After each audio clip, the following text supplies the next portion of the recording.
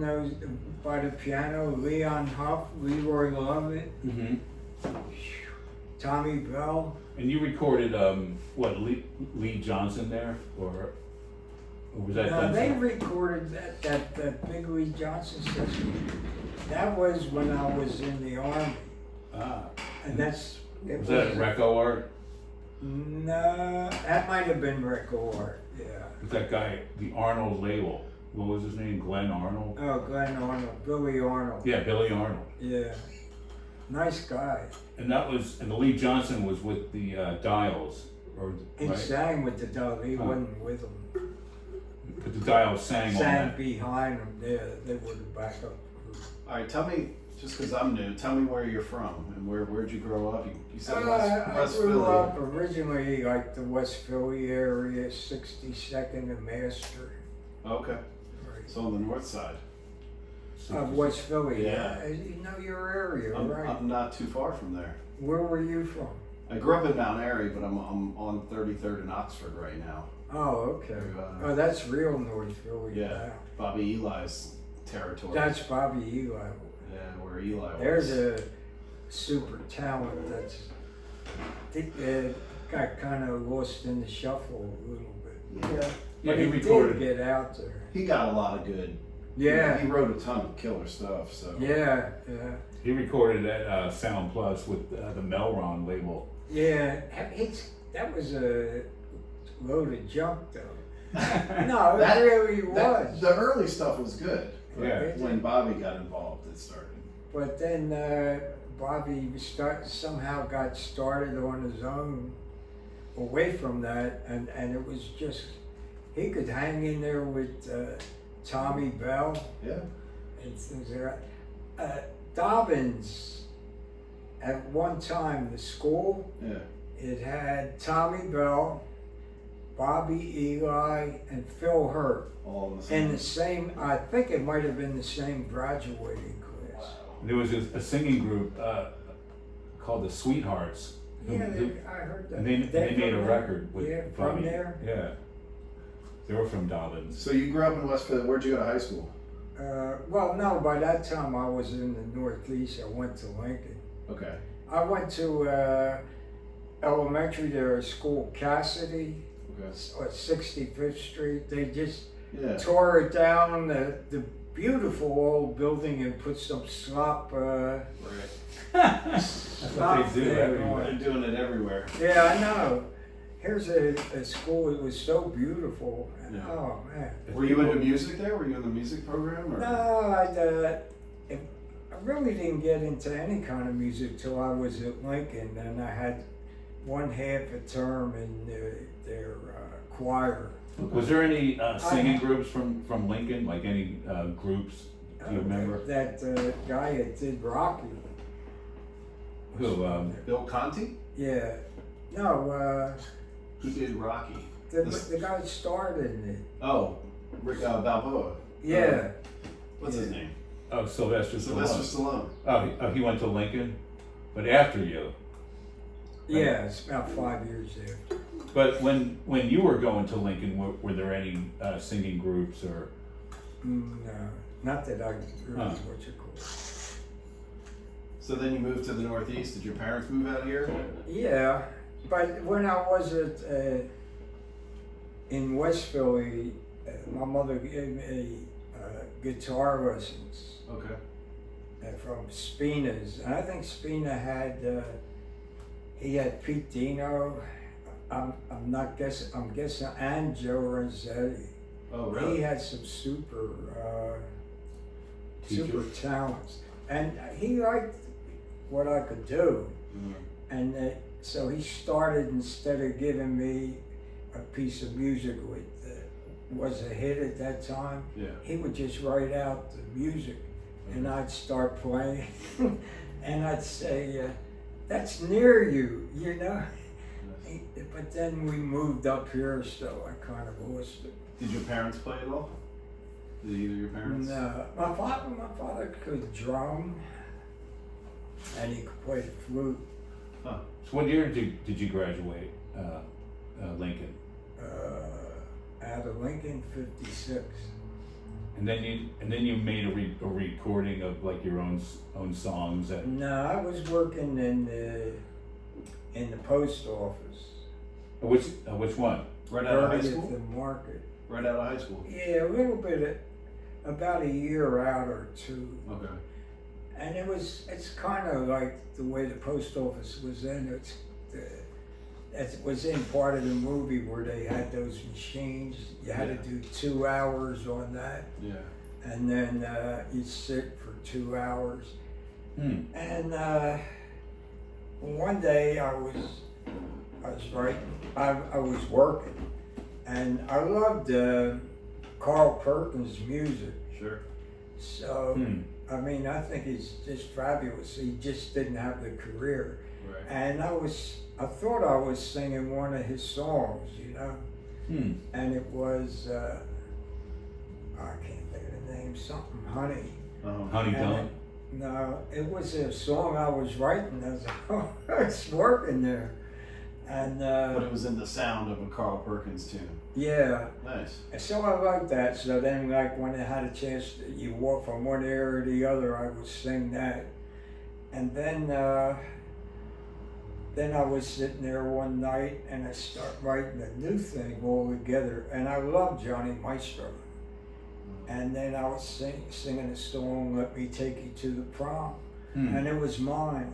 Wow. And I got, then we got shifted to, I got shifted to the day shift, which was a big improvement when you're single. You wanted that, and they had those machines where you canceling machines. So then I really hooked on to a D. Clark, "Hey Little Girl in the High School Sweater." Yeah. And I really could get into it, man. So then I'd start singing it on the 2 hour shift we had on it, and the guys would say, "Sing it," you know, what you call it. So I'd start, and the supervisors just let me go, Nice. you know. And I went into RAHOW thing was on Market Street. You 13th could make Market, a record, and I made "Hey Little Girls." So I had that, and then I could start to feel, you know, different things, and the structures I really learned myself. But And you recorded stuff at Chancellor Studios. oh yeah, Chancellor, right? And that was at what, 13th and Locust? 13th and Vine, Huh. right? Bob Doherty, I got to know him. He was a guitar player. He was friends with Russell Faith. Right. So I did some songs. I showed him some songs, and he said, "Why don't you make some demos?" You know. Sure. So This is late 50s, right? this is probably early 60s, first year 60s. 60 or 61. Yeah, 60. No, when did 61. The Army had me. When was RAHOW Art? Was RAHOW Art 58, 59? Before that. And then Russell, he brought Russell in, and this real good drummer, and I was having a ball. And we did 6 songs, and David has heard them. And, and they're like all one shot. But "Let Me Take You to the Prom" came out good. And, Yeah, that's on an acetate. Yeah. Yeah. And there was people just starting out. The guy that wrote the Big Garnet Mint, yeah. You did. He was working the control room. Yeah. Like, You did Be My Guest. oh yeah, I did. Fast I love the fast. I love fast too. So then I did Be My Guest as well as my stuff. And those are from the Chancellor Studios. Yeah. That's what they are. Yeah, they were the same guys, Russell and Bob Doherty. And then I had a song I wrote, "You Love Billy," and I took it around, and the building at 15th and 15th and Market had a bunch of R&B companies in Yeah, there. yeah, the So, Schubert building.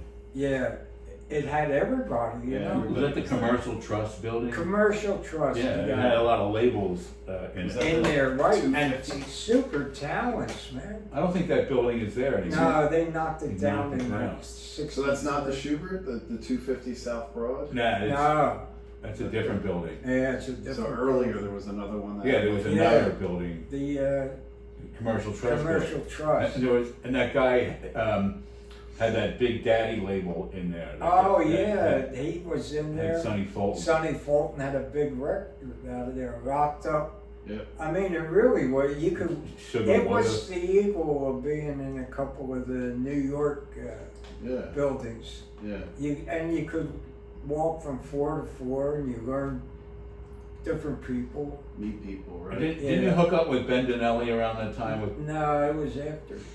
And then I had this song, You Love Billy, and I guess Billy Arnold liked it. Mm. Of course, it had the word Billy in it. Billy, exactly. That's what I think. I never asked him. But anyway, he was looking through the songs, and he put You Love Billy was in a pile that he seemed to like. Nice. And he said, and he really moved fast. He said, okay, you know, I'm going to get Bobby Martin to do the session. I didn't know who Bobby Martin Sure. was. Of course, he became one of the greatest. Yeah, he was R&B. probably a nobody at that point. But he was knocking out some hits, Fever, Yeah. and Yeah, he was working with Harold Harold, B. yeah, Robinson right. on Broad. Right. North Broad. So we went up there, and Lee Johnson, he came in because Billy Arnold's singer couldn't make it. Yeah. So he just started doing it. Mhm. And I wish they had let the Dials record come out on that, because that guy was burning this song. And that was Harold B. Robinson's place? It was North his Broad. building. Well, he got it, Yeah. and then Phil Terry wanted the record, and Harold had the thing, so he was looking through the phone book. They were trying to find me to get permission to cut it, you know. And somehow my uncle lived on Tyson. He got a call, and he called me. Hmm. So I went up there, you know. How much you get paid for it? I didn't get anything at first. There was no front money in those days. And that came out on the Arnold label. It came out on the Arnold label, but Arnold was trying to steal it, but then Phil Terry got involved in it, and they were trying to stop it. Right. And I learned how dirty the music really was at that time. You Mm. know? Yeah. And I had to go into the Army. I wish I had the paper. And, I had So you went in the paper Army that had all the cuts. I went in the Army May 1st. Of what but- year? Of 1961. But Huh. You Love Billy came out like March 31st. Huh. And there it was on WHAT, Wow. getting played by Lloyd Fatman. Twice Right. it got played the first day. Did they play the other side, Get Going? No, Why? Because it had like, it's kind of suggestive Yeah. with the knife. you yeah, know? right. Yeah. So Huh. it had like, I have the list here someplace, 21 plays in less than a month. Oh, And nice. I write them down. Rockin' Robin was a Huh. disc jockey then. So, but I had to go. So go the first away. month you got some play. Yeah, It's great. right. And then I got out on leave, but I couldn't. All these guys were either in jail. That really didn't happen. But they were either, you know, hooked up on something dirty or something. So I really couldn't get anything through. And Billy Arnold had moved to New York. He was my key thing. And I only had a week to move. But I did one thing on my own. I had a song called I'm Going Crazy, which I didn't get played. And my uncle lived in my... Did that come out on a 45? No. I had a demo of it. Huh. So you probably got it. What was it called? I'm Going Crazy. Wasn't that on the tape you did at? Yeah. Yeah, I had that on the tape. So I played that for the guy that owned the thing coming out of Newark. What's that? With the label? Yeah. In Newark? Yeah, he had some big hits. True Glue? Was it True Glue? What was the Was Newark? it the guy, Doc Bagby or something? Nah, it wasn't 'Cause he was a on white that guy. TNT label. And right? he had some big records. Did you have that was it a jazz label, Gel or something? Yeah, it was a red label. Huh. Anyway, he was interested. He said he'd show it to his arranger, but somehow that didn't come. How'd you link up with him? Did you travel to Jersey? Well, my uncle lived there, Oh, your uncle was and I there. knew they were there, and I wanted to get into New York. Right, So my uncle let me stay there with him. I was only going to be out right. 10 days. This is while you were on leave. What? Huh? While you were on leave from the Yeah. army? What, Yeah. 62, 63? And I wore my uniform, so I was hoping that would help me get some whatchamacallit. And I must have met somebody else down there. This guy was the grandfather of the guy that puts those shows on Channel 12. Lipschitz or the Savoy label. Yeah, right. Oh, right, Remember right, sure. Lipschitz? Lubinsky, that's Yeah. it. So he was going to put your That's song him. on Savoy. Savoy Yeah, 45, but- yeah. I don't know, I wasn't there, so Huh. I couldn't, I was going. He had a lot of stuff. And then you got out of the army, right? Yeah, I got out in November and I was trying to find out what happened to anything. I couldn't find anything. And I found Phil Hurtt, who was in on that, worked for Howard Robinson, and they really had discovered at that time Patti LaBelle. Right. But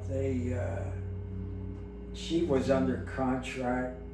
No, the group that cut it, they were singing another song at the Uptown. Right. The And- Scarlets. Huh? They were called the Scarlets. Right. So they came, Phil Terry, or he was his dirty man, Harold B. Robinson. They took that group Yeah. and recorded them as Patti LaBelle and the Right. Blue All the Bells. Blue Bells, right? Right, and they put it out, but then But it wasn't them. Huh? It wasn't Patti LaBelle and the Blue They Bells. didn't call them. It was the Scarlets who. Yeah, who right. recorded. Who actually recorded? See, we have David to explain. But was Right. Patty fronting it, or it wasn't her at No. all? She didn't sing it. She never sang it, except maybe in person. And that's what's that, the wedding song or whatever it is? What was the one she had? It was on Newtown or. Yeah, nice, Yeah. nice town, new town. What was that called? It was a big record. I sold my heart to the I Jumpman. sold my heart to the Right. Jumpman. Right. David's good to have. Yeah, And he's great to have. so anyway, Chess found out it's their group, and they brought a lawyer in and put a stop to it. And either Phil Terry or Harold B. Robinson, they loved the record, Yeah. so they put it out as the Blue Bells. Right. So Philadelphia had a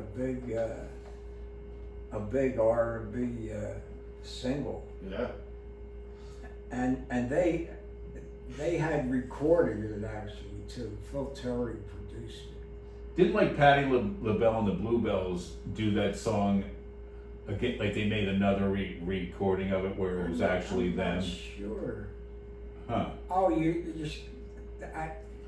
it's kind of a rumor that they did it exactly like themselves. Yeah, but like you can tell it's slightly different. Yeah, right. That's what I've Oh. heard too.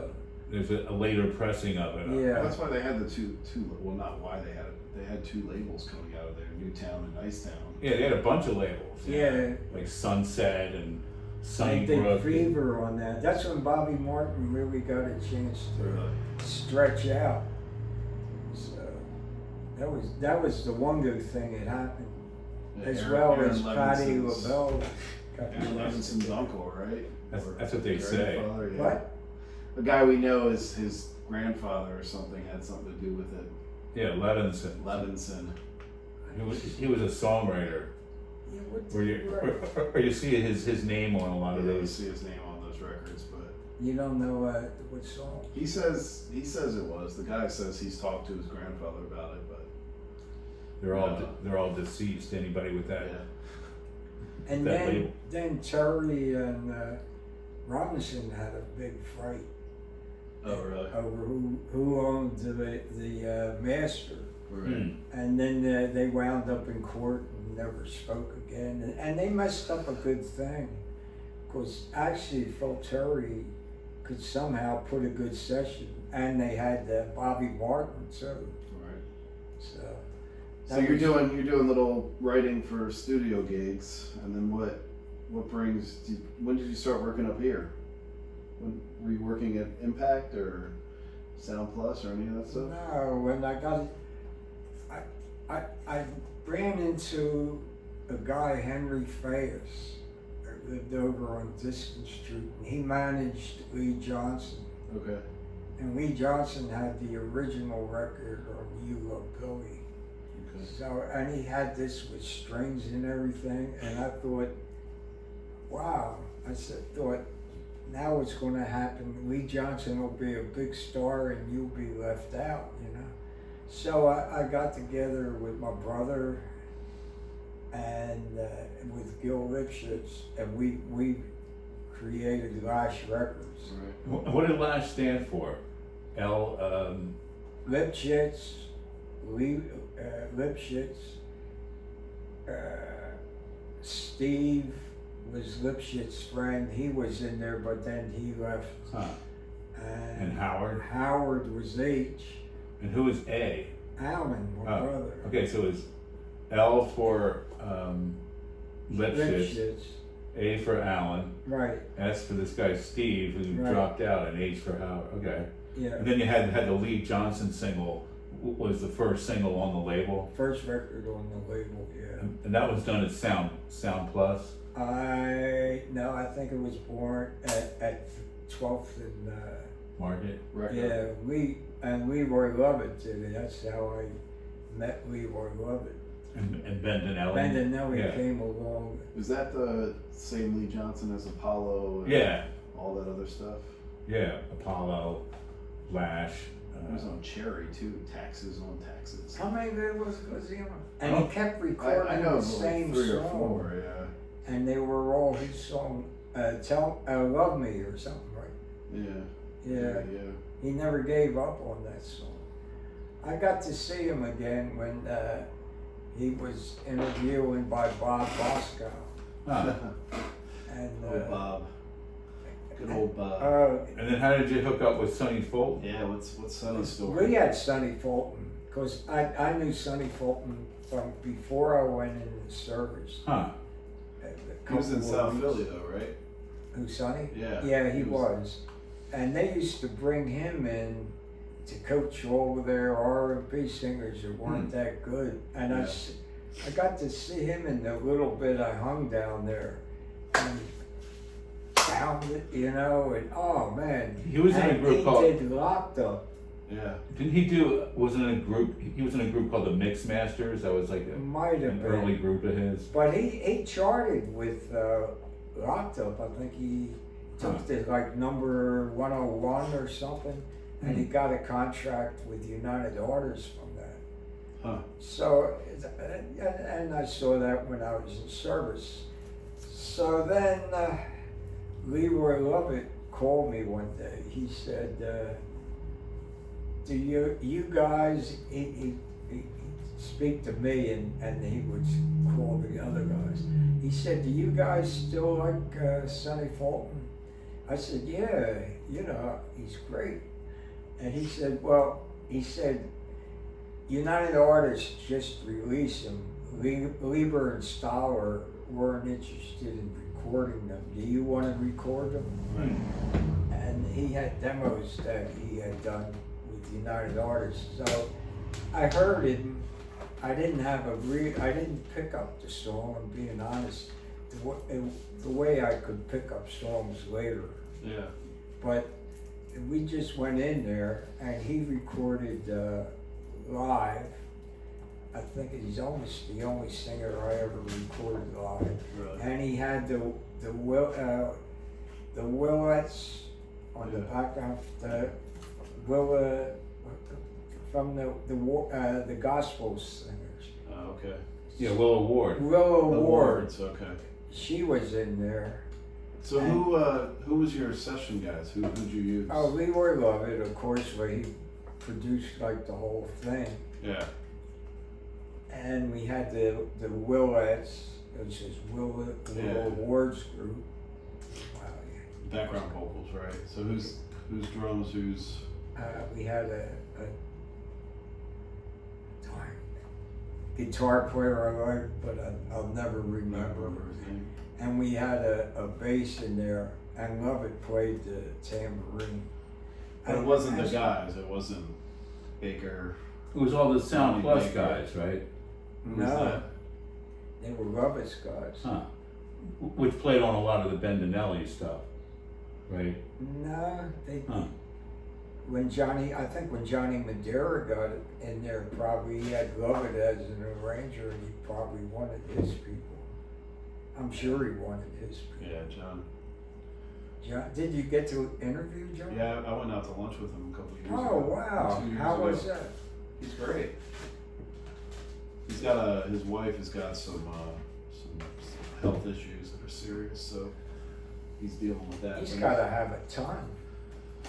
health issues or No, money? money. Yeah. He's got a nice house, but he's not. Was it in California? Did you ever visit him? Yeah, I've been to his house, San Luis Obispo. Yeah, he's But a he has good a guy. place around here. Doesn't his kids live around His here? kids live in Jersey, but Huh. he keeps saying he wants to come back, but he's not. I don't think he's going to come back. He made a lot of money off of like a lot of those hit songs. You don't own me. Well, he sold Yeah. that. He sold that in '69 Oh, he sold the rights? for like $30,000. I never knew that. Which back then was a lot of A money. lot of money, but still not enough He to live forever. had Huff under contract, Yep, Huff was his guy. Yep. and he was getting on all the early, not all, except for the Intruders. He was getting half the publishing on all of them. Everybody got half the publishing, didn't they? You had to In sign those away your days, publishing that debt to was get the a- trend of the music field, right? Like, If you had a singer and I wanted to cut him, you go, okay, you can cut him, and I want half the publishing, you know. well, that's how John Madeira got half the publishing to mix up Shook Up Girl, because Leon Huff Was basically under Gave- contract, Gave it up. he was and signed. they stole it. He was right. They stole it. He had a right to that, and they, from what I understand from Patty, they did go down and audition for him. And for some reason she didn't catch it, but they never recorded it. Huh. And then somehow Huff was becoming Leroy's boy on piano, so Leroy, they had it, and then Lovett and Bendinelli recorded it, and then the thing came out and was a hit, and he was mad. Lovett told me the cursing that was coming out of Madeira. I don't blame him. I don't blame him one bit. Madeira was a street kid. Yeah. He was a South Philly street kid. Yeah, I don't blame him. It's a tough one bit. business, man. He did. He was a decent writer who was a good businessman, and he really. He got screwed over by Hall & Oates, you know. But, yeah, what was the deal with that? He was. They went to a industry party in New York, and Tommy Mottola said, "If you get out of your contract, I'll sign you up here." Right. And so they came back down, and they brought a muscle man in to his office and said, "You gotta let me out of my contract." And Madeira said, "No, I paid for all your instruments. I've got a lot of money into you guys. You haven't made it back." Right, because Hall was working for Madeira. Right. Yeah. And then what happened? And then the guy he said, the way John says it, is the guy took a swing at him, and he ducked it, and he was a boxer, so he he hit the guy a couple times. Oh, so John could handle himself. Yeah, and he said Tommy Bell was in the office next door, and Tommy came running in and grabbed the guy, and at that point he just Tommy Bell was, let them go. if he shook hands with him all, he was pretty strong He was too. a big guy, yeah. And then like Hall & Oates just signed with. Yeah, so he just let him out. He just. Oh, he let them out. He said, "This is it." He And had him then- under a 2-year, and I think he only had a year left or something. So he just. And didn't like Darro put out the early Hall & Oates stuff, like Yeah. those demos or Yeah, something? the whole Oates stuff. Huh. Yeah. Wow. But there's the Gulliver. Gulliver. There's even before that. They did Butterfly and. Right, all that, all those groups. Yeah, all That- those little groups. This is great. I'm in this room with you two guys. Yeah, you did a lot of stuff. You did all those groups on the the Lash label. And, Yeah, but wait. What I want to know is on You Don't Own Me, I think Madeira, he says all his, he was really with David then. Yeah. Darren White. It was a Madeira great, and White, yeah. from what I understand with some musicians, they said David was a great talent, for Yeah, record. sure.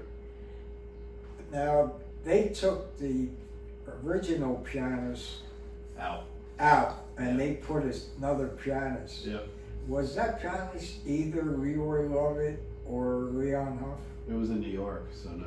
Could have Oh, been it- Quincy Jones because he produced- Quincy was running the session. I don't know who the piano player was, That's what I always. but I think they didn't even replace it, they just took the piano out of the song. Yeah, but then it was in the song when it came Well, out. because David and John, when Quincy said, what do you guys think? They said, we don't like it. Like you ruined the song by taking that part out. And so John remembers that Quincy said, well, why don't you come in here and show me what you're talking about? And so they left the booth, they came in the room, played the piano part, and that's when he said he was nervous as shit, but Johnny Madeira played that. no, he didn't play. They had the session guy come back in, Oh, so it was just but the arranger had taken it out. Yeah, an ordinary session part. yeah, it was just a New York session part. Oh. But the way John says it was that's the setup for the song, Right. Yeah. It really took it all Yeah. over. But he said Quincy was great, and From that day I would on, imagine. from that day on, he and Quincy were they still see each other apparently. Mm. And Madeira and White, they were doing all this stuff for the Mercury label, like Well, they are an A&R man. yeah, they were like they had like Timmy Brown and Kenny Rossi and all these. Well, they all wound up with Leroy and Frank after Madeira and them got fired. Yeah. But Mercury was really on Madeira's tail because nothing was selling. Yeah. And here comes Patty and the Emblems with their little record, and Mercury found out about, that they had turned it down. Yeah. They wanted a piece of the action. And now Mercury wanted them fired. They wanted a piece of the action. They did get a piece of the action Right. because they were right. And but then they fired them A&R guys. and they hired Lovett then. Oh, nice. And then And you did the inspirations for Mercury. yeah, at the same time, right. I had written. I mean, those were great songs, and they Yeah. never put out And any they of them. never put them out, and I think And so that's who that's was the A&R at best that song. time? What's it called? This- I don't know if Madeira had something to do. Shackler was doing stuff with them too. right? Shackler was. Dave Shackler. Oh. He was signing. He did the White Whale stuff, and Did you ever? but he was hear- with Renzetti, so Did you ever hear "Cutting In" by that group, The Inspiration? no, I haven't heard. It's on the That's CD. on the the CD. best song I think I ever wrote. Yeah, I'll take a listen to it. I wake up in the morning, even now, almost crying, and I say, like, how could they not put that out, But they were out to get Madeira was fighting to get back in. Did they? Was there another song similar to it at the time? That's the only reason I could think of them. Nah, It kind of had a Drifters Drifter sound. feel, Really? yeah. I did all the background arrangements for that. Nice. And Lovett would step out and he wanted to use something different, but he didn't know what he wanted to use. So he came into the control room. That's when it was still up here on Harbison. Yeah.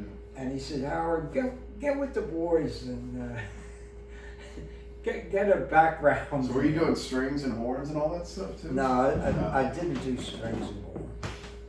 But Who would you use for that stuff? Lovett was doing. He did all that. Yeah, Lovett was great on strings. Yeah. And later on, I worked with Joe Mazzetti. Right. He's good too. He's amazing. He's amazing. He's better than good. Yeah, he's amazing. He was, another thing, Cassidy School in West Philly. That's where Renzetti went to. You're right. Didn't was you go right there? behind me, yeah. And That's- he had Spinach lessons too. And he was working with Bendinelli because he lived right Right around. behind him, Yeah. but he actually was working with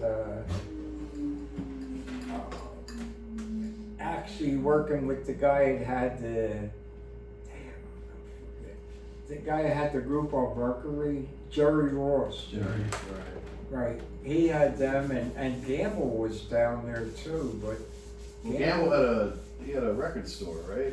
15th no, and South? Madeira had that. On South Fifth. 52nd. Yeah, 52nd. But That was Madeira's. I'm pretty sure Gams had a little record shop. Yeah, he had a Oh record yeah, shop. he had one too. You're Yeah. right. Around 60 of them. Because Ron says he used to walk Kenny home at night. Huh. He would hang out at the shop.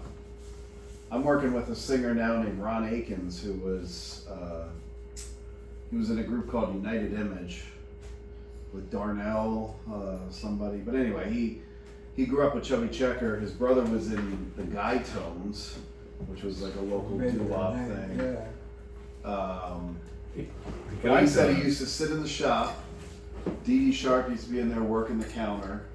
Huh. And guys would come in with little envelopes and take it into the back room and leave them on the desk, and Kenny would give them $100 and they, he'd buy songs for them. That's what Wow. they did. So a lot of them he He wasn't even writing the shit, but Well, he made a smart move getting with Huff, yeah. and the thing is, he could control Huff better than a lot of He others. still does. Huh? He still does. Yeah. Huff doesn't speak much at all. It's all- No, Huff is fantastic pianist. He's like Yeah, a genius. Madeira said when he was working at the record store, some guys came in and said, "You got to come around the corner and check this guy out," and it was Huff playing piano. Yeah, he was amazing. I mean, Yeah. he played on a lot of that, on the Lash stuff. He right? played- He played on So you had him before Madeira had him? yeah. Or? He played on the Tommy White record. On I'm Lash. not the only one on Lash. That was him. And Tommy White was recording this, and Tommy was a pro. He had been on the road with Lee Andrews. Lee Andrews Oh, wow, and nice. with Jackie Wilson, Nice. and he just in between takes, or he didn't finish a take. He was just playing, and Huh. Tommy Bell said, "Wow, this guy's like Ray Charles, and he's right." Yeah. Right, he's a genius. What about some of the? That's a good record. Did you ever play that? What? I'm Not not the only Yeah. one. Tommy wrote that. Like who was the backing singers? Was that the Hearts? It was the Lee Andrews group. They were all his The buddies. Hearts? The Hearts, yeah. So was Tommy in that? I don't think he was. I don't think He was their lead singer Well, he when was in Lee the- left. Yeah. Yeah, he was the lead singer of the Hearts after they Yeah. left Lee. He was on the tour with Right. Laverne Baker and Right. But he was in the I love- Romeos. That's what he was. Huh? He was in the Romeos. Oh, was he? Yeah. I didn't know that. That was Kenny Gamble? So when Kenny was, late teens. Oh, Tommy- wow, Tommy was yeah, in- that would make sense. Tommy Bell was in the Yeah, the Romeos. I didn't know he was in Yeah. the Romeos. So what about I guys? didn't know Tommy White was in them either. No, Tommy White wasn't in the No, not Romeo. Tommy White. Tommy Bell. Oh, Tommy Bell. Oh, I knew Tommy Bell, yeah. Did you know the guy I'm interested in, Ray Sharp? Did you know Ray Sharp? His name was Raymond Waterhouse. No. No. I remember that. That was probably later. Ray in the Soul Set. It was 65, 66. Huh. And then Mike Nice, he had stuff, but he was kind of isolated in his Who? own. Michael Nice. Yeah, he was a weirdo. He's still a weirdo. He had some stuff back then, though. Yeah, He had some stuff he wanted to do of mine with Bobby Eli. Yeah. And they had that girl writing with Bobby Eli. Kenny Barrett. Benny. Yeah, yeah. right. And somehow the whole thing got messed. But he had Phoenix 413 in Camden, Who Yeah. Tommy? a recording studio. Oh yeah, well he could record. Yeah, the Lee Skinner, the Skinner brothers. Did you know Lee Skinner? Not that well. But. Yeah, no, that's obscure. He started gospel and then. So he what went is Michael Nice turned to? Oh, Mike Nice was doing all kinds of weird stuff in Yeah, the 60s. he's just a weird guy. Well, his dad did the Fantasia recording for the orchestra. Oh yeah. That's how they got into the business. Was his dad recorded Fantasia, Oh. and then they started a little recording studio in West In Oak his Lane. house on Ogontz Avenue. Yeah, West Oak Lane. Yeah. Well, you really been around. I learned a lot from this guy. Oh, Yeah. well, this guy, he's if you read his book, it's fabulous. Yeah, it's cool. Cause You got to keep that book. Don't throw it out. I'm not going to throw it out. What other? Did you have other labels besides Lash, or? Well, then I recorded, Sonny Fulton, Tommy White. I had Fanny and the Marcells. I thought I was going to have a monster. They Did that come out? On Yeah. Lash. They- I don't know. we switched CD. we switched promotion people. We got Sol Rampert. Okay. I know Okay. that name, yeah. First week they went up to Allentown and they went up against If You Want to Marry If you want to be happy. Happy for the Rest of Your Life. Sure. Jimmy Soul. That guy came up and did his thing once or twice. Fanny and the Marcells came out. 2 encores. Really? 2 encores. Oh man, I couldn't sleep. For what song? The guy. Oh. And Gil told me, he was my partner. I couldn't sleep. I was up walking the streets of the Northeast trying to calm down Yeah. the next day. So Gil told me, and this is late for Gil, he slept till 7.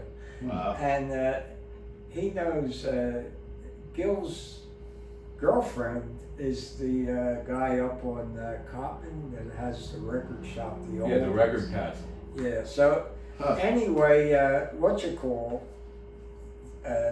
the guy who's the big jockey at Allentown. Allentown. Yeah. He booked them in to open for. Today I met the boy I'm going to marry. Darlene Love. Darlene Love. Huh. And then Baltimore, all of a sudden they got a thing, and Gil came into me and said, oh, we have to go this weekend and all. So Yeah. we made a driving schedule, who would drive, the first weekend.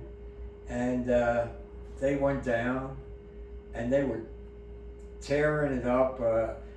Pookie was down there had his big record. Yeah. They were on TV with Pookie. Wow. And he was doing live at the Howard, And he surprised me. He was a nice guy because they had to do stuff too Right. at the same time. He let them go on in front of him. Oh, nice. They asked him, they're like Yeah. the producer for the show. Yeah. Oh, we had Fat Daddy had them on, and this guy, I don't know his name, the picture, the guy in the middle next to Fanny, Is that the guy holding the record? yeah. That's I, down in Baltimore. yeah. Yeah. And it just like a week or two after, it just died. And then Fanny joined the Honey and the Bees on the Academy. Academy, yeah, a year later, right. Which was a different group than the Arctic group, the group on Arctic. Totally different. Yeah. Just a totally different. They were a totally different group. Okay. It wasn't the Honey and the Bees on Academy before the group on Arctic. I think about the same week. Huh. That's And they, confusing. and they didn't know. Yeah, well, Jimmy Bishop did. Yeah. And there was some other Honey and the Bees on some other label. Yeah, I think, later on. some other, like from Josie California. label? Or, the Josie group was the Arctic group. Arctic group, right. So what about Ann Byers? When did you meet her? Well, Ann Byers was around singing. Because was the And- Cougar stuff before this, or was this Who? before Cougar? No, this is after Cougar. No, this is before Cougar. Cougar was in like early 70s. Oh, really? Okay, I didn't know her that well. That's when was recording her, right? Bendinelli. No, Like- not Cougar. No, I mean, I'm saying Bendinelli and Lovett recorded Had her that. on Academy. Yeah, on Academy And with then I got Dead End. She The Cougar stuff was Phil Mast. was what? Phil Mast? That was his name. M-A-S-T. He owned a mast. That Shit. guitar And Johnny player. Johnson. The Johnny guitar- Jackson. Johnny Jackson. The guitar player, wasn't he in? He cut Ann Byers. I don't know who.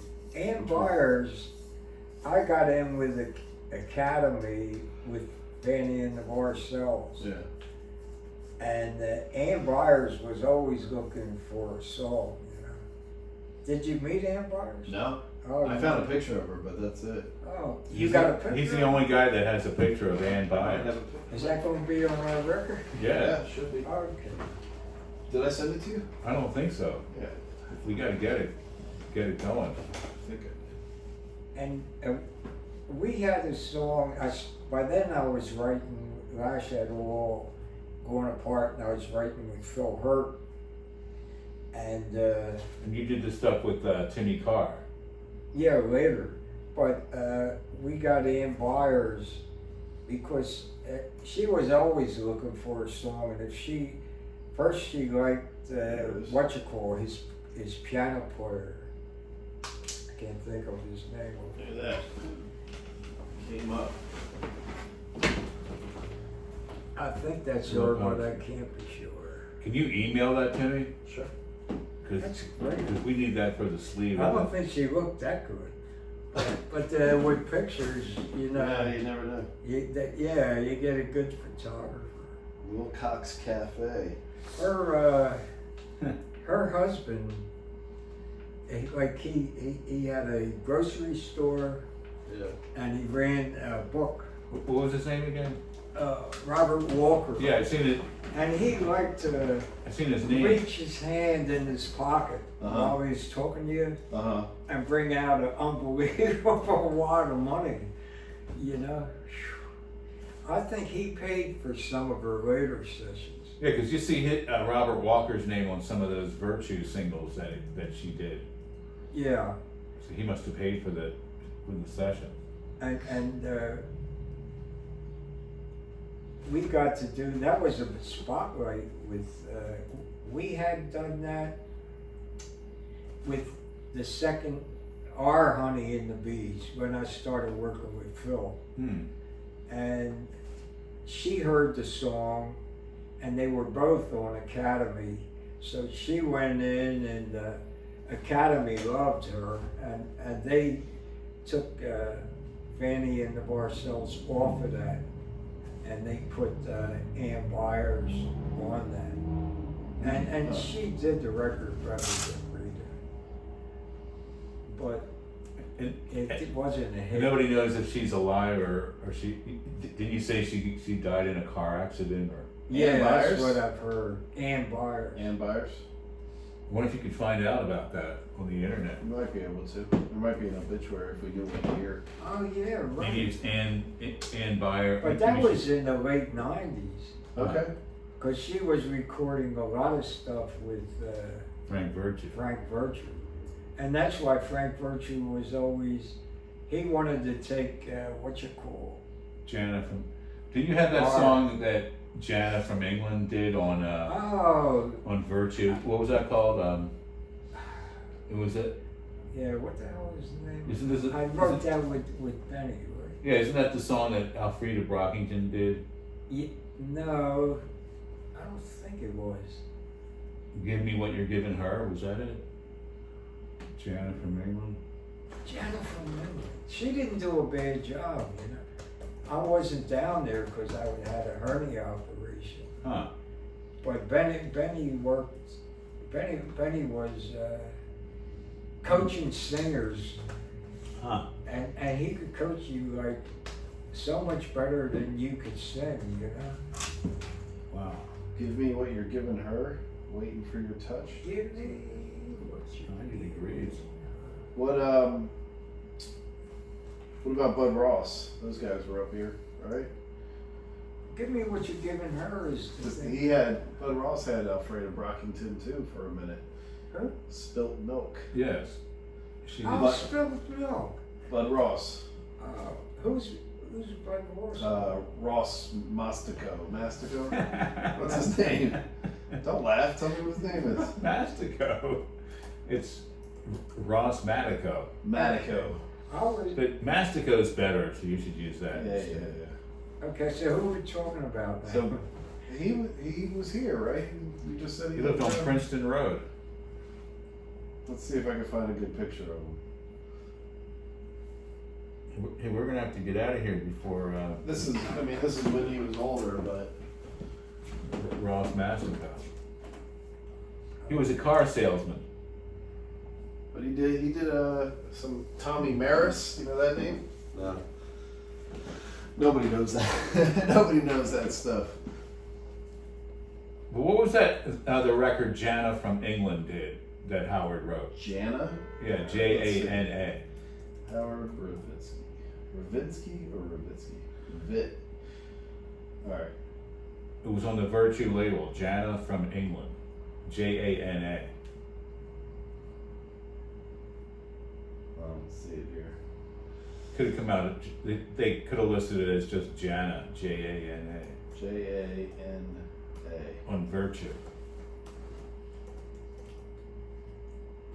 Oh, here it is. Your love is indescribably delicious. Yeah. What's the other side? Give me, flying free, me and my bonanza, and give me something. Give me what you're giving her. Give me what you're giving her. Okay. Yeah, so how did she get that? That says Bunny and Howard. Okay, how did she get that? Yeah, how did she get that song? That's probably Robert Walker's money Right. and Frank Virtue's studio. They probably used the same tape, the same track. Yeah, they came in with a bunch of black guys Ronald Baker. to back up her like. Huh. And she was, I wasn't there, and then Benny had to go over there and coach her. She came out pretty good, you know. We did that again though, right, with Alfreda Brockington. Huh. Didn't we? Yeah. Right. And that's the guy, and the guy in England put it out on the Right. MD label. Oh, okay. And you know, that's when Frank Virtue made his great statement. You know, Benny wanted it with Alfreda. He loved Alfreda. His favorite singer. And Frank said, when I hear Alfreda sing, I hear a gospel singer. Huh. But that's what she is. She was. She's the best girl singer I ever heard. Alfreda? Yeah. Man, she's so good that when Benny would hear her sing, he didn't try to coach her. He went like over, would go hang out where the door is. He got her on her own. That's my best record. So, well, and the one with Benny. Yeah, how did you hook up with Frank Lipschitz for Benny Sigler on that the record Benny Sigler did? It was probably Harold Lipschitz. On Filet of Soul. What was the Filet of Soul record called by Benny Sigler? I was I can under give you contract to him. I can give you up. Yeah. Well, I was with Phil then. Phil Hurtt? Yeah. Oh, yeah. And we just. And it ended up on Filet of Soul. Yeah, that was I think Walker was coming up with the money for that because Walker he thought Ann would be a great singer. Huh. And Was I that think we Larry did Cohen? Ann as a second singer, huh? Larry Cohen started Filet of Soul. I heard it. Oh yeah, I know him. He was the He guy. went up to New York then, right? Yeah, I think he went to New York, but Harold Lipschitz put up the money for that label. Huh. Then he had a shit fit. Yeah. Well, Frank What do you has do? a shit fit. What His do you kid's still around. Harold's kid, Frank. Do you know Frank Lipschitz? Frank yeah. Lipsius. Yeah, right. Did you knew Howard too? I didn't know Harold. No, I knew Frank though. Yeah, he'd be too old for me. No Frank. Somehow, somebody, I think,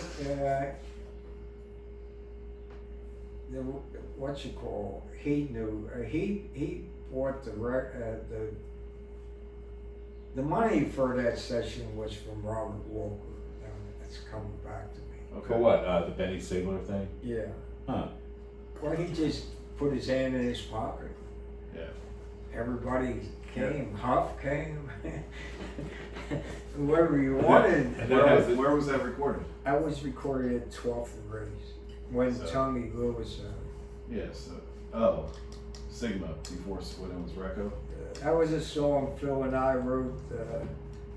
Okay, I'll write this line, you write that line. That was a lot of fun. Is He Phil still remembered around? that. Phil's still around, right? Yeah, I talked to him about 3 years ago. Yeah. 3 or 4. I really thought he'd be more snobby than he is. He's not.